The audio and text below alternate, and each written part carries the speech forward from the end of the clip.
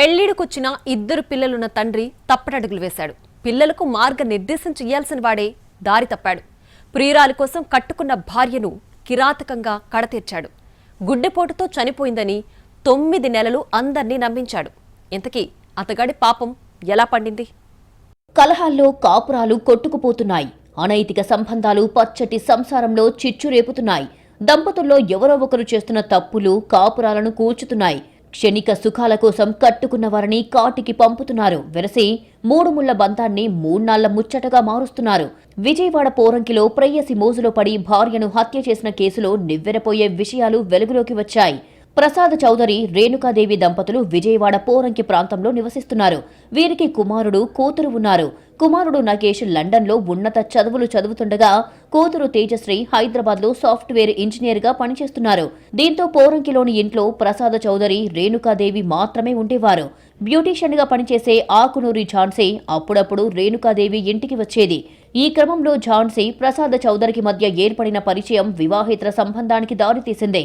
వీరి చాటుమాటు వ్యవహారం రేణుకాదేవికి తెలియటంతో ఇంట్లో గొడవలు మొదలయ్యాయి. పద్ధతి మార్చుకోవాలని భర్త ప్రసాద్కు భార్య గట్టిగా చెప్పింది. అయినా భార్య మాటలను లెక్క చేయకుండా ప్రియురాలు ఝాన్సీ ప్రేమ మైకంలో మునిగిపోయేవాడు. రోజు ఇదే విషయంపై ఇంట్లో గొడవలు జరుగుతుండటంతో తమ వివాహేతర సంబంధానికి అడ్డుగా ఉన్న భార్యను అంతం చెయ్యాలని భర్త ప్లాన్ చేశాడు.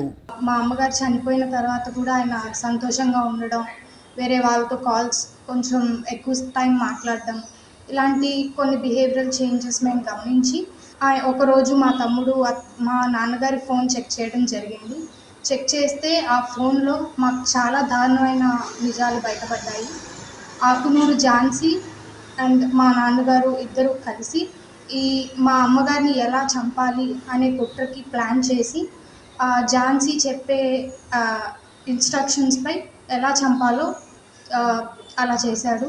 సో ఆ తర్వాత మాకు అర్థమైంది ఇది న్యాచురల్ డెత్ కాదు, చాలా దారుణమైన హత్య అని.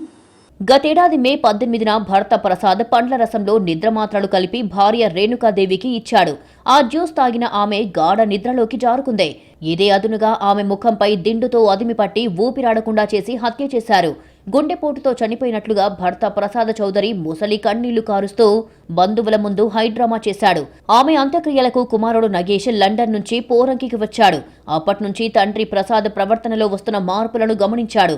తరచూ ఫోన్లో మాట్లాడుతుండడం, తాను పలకరించినా విసుకోవటంతో అతడికి మరింత అనుమానం పెరిగింది. దాంతో తండ్రి సెల్ ఫోన్లో కాల్ రికార్డింగ్లు పరిశీలించాడు. రేణుకాదేవిని ఎలా చంపాడో ఝాన్సీకి వివరిస్తున్న విషయాలు అందులో ఉండటంతో ఈ నెల 7న పోలీసులకు ఫిర్యాదు చేశాడు నగేష్. కేసు నమోదు చేసిన పోలీసులు ప్రసాద్ చౌదరి, అతడి ప్రియురాలు ఝాన్సీని అదుపులోకి తీసుకుని తమదైన శైలిలో గట్టిగా విచారించారు. దాంతో రేణుకాదేవిని తానే హత్య చేశామని నిందితులు నేరాన్ని అంగీకరించారు. హత్యకు కొన్ని రోజుల ముందు రేణుకాదేవి అనారోగ్యంతో బాధపడుతుందని, ఆమెను ఆసుపత్రిలో చూపించాలని ప్రసాద్ తన పిల్లలు, బంధువులకు చెప్పాడు. ఓ ఆసుపత్రిలో డాక్టర్తో అపాయింట్మెంట్ కూడా తీసుకున్నాడు. గతేడాది మే 18న జ్యూస్లో నిద్రమాత్రలిచ్చి గొంతు నులిమి హతమార్చాడు.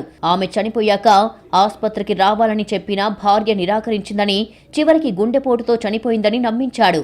కాల్ రికార్డింగ్లో గుట్టు రట్టు కావడంతో పోలీసులు ఇద్దరిని అరెస్టు చేసి రిమాండ్కు తరలించారు. నిందితులను కఠినంగా శిక్షించాలని బంధువులు, స్థానికులు డిమాండ్ చేస్తున్నారు.